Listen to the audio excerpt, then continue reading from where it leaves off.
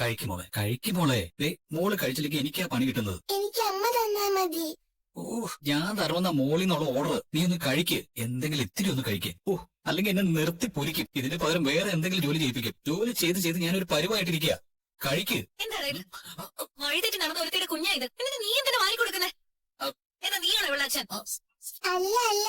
എന്തല്ലാന്ന്? അച്ഛനല്ല. അച്ഛനല്ലാന്നറിയാം. അച്ഛനൊന്നും അറിയാത്ത പോലെ മാന്യനായിട്ട് നടക്കല്ലേ? എടാ, ഇവൾക്ക് ഭക്ഷണം വാരി കൊടുക്കേണ്ടതേ ഇവളുടെ സ്വന്തം അച്ഛനാ, അല്ല നീയല്ല. അമ്മായി പറഞ്ഞു ഭക്ഷണം കൊടുക്കാൻ. എടാ, അമ്മായി പറയേണ്ടത് അവരുടെ മോന്റെ അടുത്തല്ലേ, അല്ല നിന്റെ അടുത്താണോ? അങ്ങനെ ഭക്ഷണം കൊടുക്കാൻ മാത്രം നീ ഇവളായിട്ട് എന്ത് ബന്ധമുള്ളത്? അവര് പറഞ്ഞു നടക്കുന്നുണ്ടാവും ചിലപ്പോ ഇത് നിന്റെ കുഞ്ഞാണെന്ന്. സ്വന്തം മോനെ വെള്ള പൂഷണമല്ലോ, അതിനുവേണ്ടി അവര് അതല്ല അതിനപ്പുറം പറയും. എന്റെ അനിയത്തി ഒരുത്തിയുണ്ട്, അവളും അങ്ങനെ തന്നെ പറയും. അവര് മാത്രമല്ല, നിന്റെ മുത്തശ്ശനും മുത്തശ്ശിയും വരെ നിന്റെ മേലെ പഴിച്ചാരി ആദർശനെ പരിശുദ്ധനാക്കാൻ നോക്കും. അതൊക്കെ നമുക്ക് അറിയാവുന്ന കാര്യങ്ങളല്ലേ നബിയെ. പക്ഷെ നമ്മുടെ ഇപ്പോഴത്തെ അവസ്ഥ വളരെ മോശമല്ലേടി. നമുക്ക് ഇതൊക്കെ അങ്ങോട്ട് സഹിക്കാം.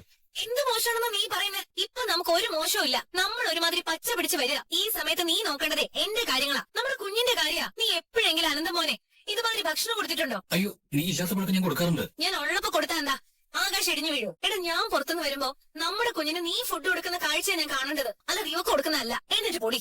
അവേ, അങ്ങനൊന്നും പറയില്ല. കൊച്ചു കുഞ്ഞല്ലേ.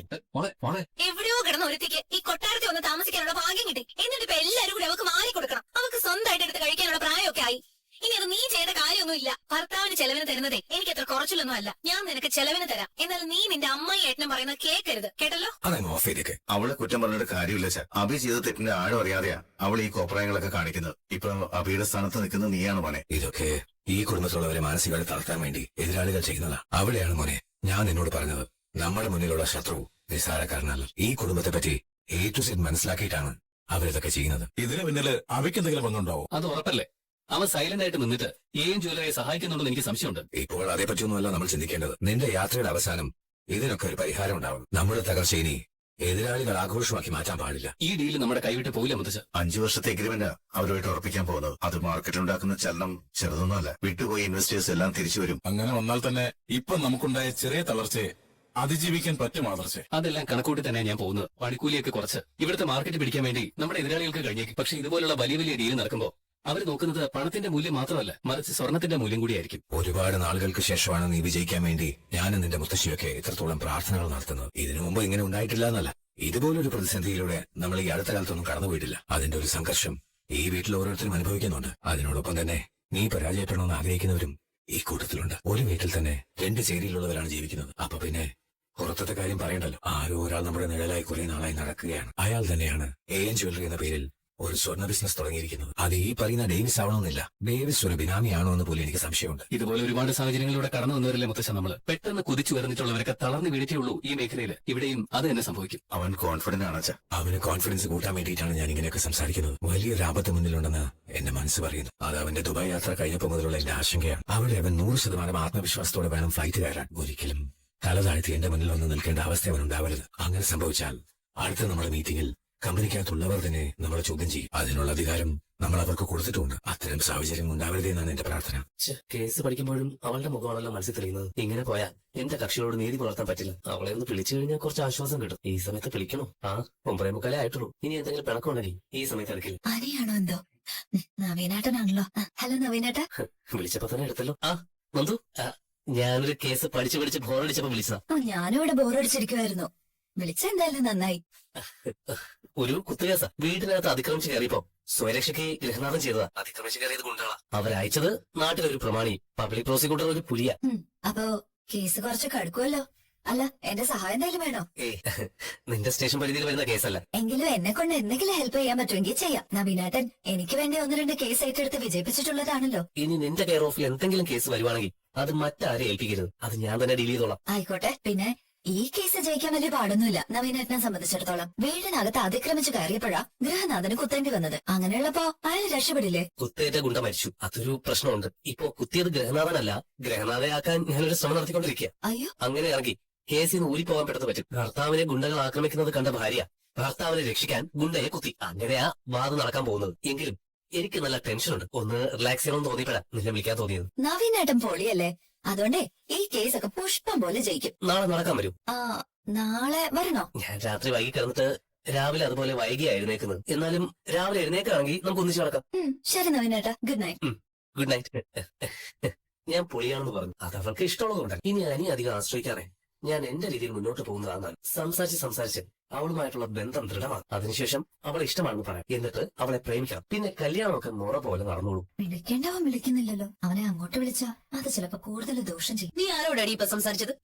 ദേ നോക്ക്. അയ്യോ, നവീനാണോ? ഇപ്പൊ നവീൻ മോൻ ഇടയ്ക്കിടയ്ക്ക് വിളിക്കുന്നുണ്ടല്ലേ? ഓ, ഇനി നവീനേട്ടൻ വിളിക്കണ്ടേ? നവീൻ മോൻ വിളിക്കുന്നുണ്ട്, കുഴപ്പമൊന്നുമില്ല. നിങ്ങൾ പിന്നെ വക്കീലും പോലീസും അല്ലേ, അപ്പൊ എന്തെങ്കിലുമൊക്കെ സംസാരിക്കാൻ കാണും. പക്ഷേ അനിയ രാത്രിയിൽ വിളിക്കാൻ പാടില്ല.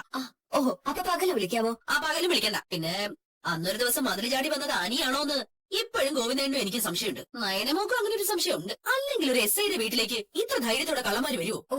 എന്റെ അമ്മേ, എനിക്ക് ഒരുപാട് ശത്രുക്കളില്ലേ. എന്നെ കുറെ നാൾ കിടത്തിയതും അത്തരത്തിലുള്ള ആൾക്കാരല്ലേ. ആ, അവരായാ കുഴപ്പമൊന്നുമില്ല. ഇനി ഞങ്ങൾ സംശയിക്കുന്ന പോലെ അനിയാണ് മതിൽ ചാടി വന്നതെങ്കിൽ ഉറപ്പായിട്ടും നിങ്ങൾ തമ്മിൽ ഇപ്പോഴും അടുത്ത ബന്ധം കാണും. ദേ, അല്ലെങ്കിൽ തന്നെ ഇവിടെ പ്രശ്നത്തോട് പ്രശ്നമാണ്. അതിനിടയിൽ അങ്ങനെ ഒരു തലവേദനയോടെ ഞങ്ങൾക്ക് ഉണ്ടാക്കി തരല്ലേ. കേട്ടല്ലോ? പിടിച്ചോ. നോക്കടാ, എന്റെ കോല് നോക്ക്. ഞാനിന്ന് കറുത്തുപോയി, തീയും പുകയൊക്കെ കൊണ്ട്. തീയും പുകയും കൊള്ളാൻ വിറകെടുപ്പൊന്നല്ലോ, ഗ്യാസ് സ്റ്റവ് അല്ലേ? എടാ, സ്റ്റൗ ആണെങ്കിൽ അതിന് ചൂടില്ലേ? അവിടെ നിന്ന് വിയർത്ത് കോലം കെട്ടു. ഈ കോല നന്നാക്കിട്ട് എന്താ? അമ്മ വേറെ കല്യാണം കഴിക്കാൻ പോകണം. ദേ, എന്നെ കൊണ്ടൊന്ന് പറയിപ്പിക്കരുത് കേട്ടോ. ചുവന്ന് തുടുത്തിരുന്ന മുഖമായത്. ദേ, ഇപ്പൊ വാടി കരിഞ്ഞുപോയി. എന്റെ അവസ്ഥയും അത് തന്നെയാ. മാനസിക സംഘർഷം കാരണം ഞാനും കോലം കിട്ടു. നിന്റെ കോലം കെടുകയല്ല വേണ്ടത്, നിന്റെ കൊല്ലുക വേണ്ടത്. നീ ജനിച്ചത് പിന്നെ എനിക്ക് ഇതുപോലുള്ള അവസ്ഥ ഉണ്ടായിട്ടില്ലടാ. അത് അമ്മയുടെ ഭാഗ്യം കൊണ്ട് അമ്മേ. അമ്മയെ മുത്തച്ഛനും മുത്തശ്ശിയും കൂടെ ദത്തെടുത്തില്ലായിരുന്നെങ്കിലേ അമ്മ ഇന്ന് എവിടെയെങ്കിലും പാത്രം കഴിയും ജീവിച്ചനെ. എടാ, അങ്ങനെയുള്ള എനിക്ക് ജനിച്ച നീയെ ആദർശിനി അനിയെ പോലെയല്ലേ ഇവിടെ കഴിഞ്ഞത്. നീ നേരെ ചൊവ്വെ നടന്നിരുന്നെങ്കിലേ എനിക്കിങ്ങനെ കഷ്ടപ്പെടേണ്ടി വരുമായിരുന്നോ? ആദ്യം ആദർശ് കെട്ടാനിരുന്ന പെണ്ണിനെ പ്രേമിച്ച് അവളെ വിളിച്ചോണ്ട് വന്നു. അതിനു മുമ്പ് അനക്ക എന്ന ഒരുത്തിയെ സ്നേഹിച്ചിട്ട് അവൾക്കൊരു കുഞ്ഞിനെ കൊടുത്തു.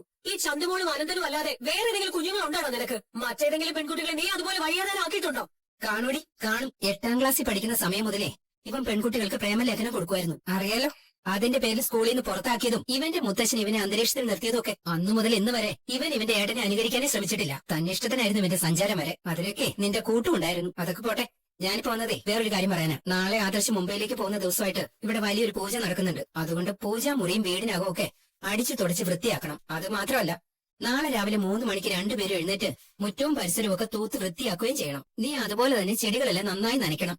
നല്ല വെയിലാ, ഒന്നും വാടിക്കഴിഞ്ഞു പോകാൻ പാടില്ല. അല്ല, എന്തിനാ അമ്മായി ഞങ്ങൾ എങ്ങനെ ശിക്ഷിക്കുന്നത്? നിന്നെയൊന്നും ഞാൻ ശിക്ഷിച്ചില്ലല്ലോ. നീ ചെയ്ത പ്രവൃത്തിക്ക് നിന്നെ തൂക്കിക്കൊല്ലേണ്ടതല്ലേ. അനക്കി എന്ന പെണ്ണിനെ ഇവള് പറഞ്ഞതുപോലെ നീ വഴിയാധാരമാക്കി. ഞങ്ങളെ ഭയന്നിട്ട് നീ ചന്തുമോളെ ഇടയ്ക്കൊന്ന് നോക്കുന്നതല്ലാതെ നിനക്ക് ആ കുഞ്ഞിനോട് ഒരു സ്നേഹവും ഇല്ല. എന്നിട്ടും മതി വരാതെ നീ അനക്കയെ കൊല്ലാൻ നോക്കിയില്ലടാ.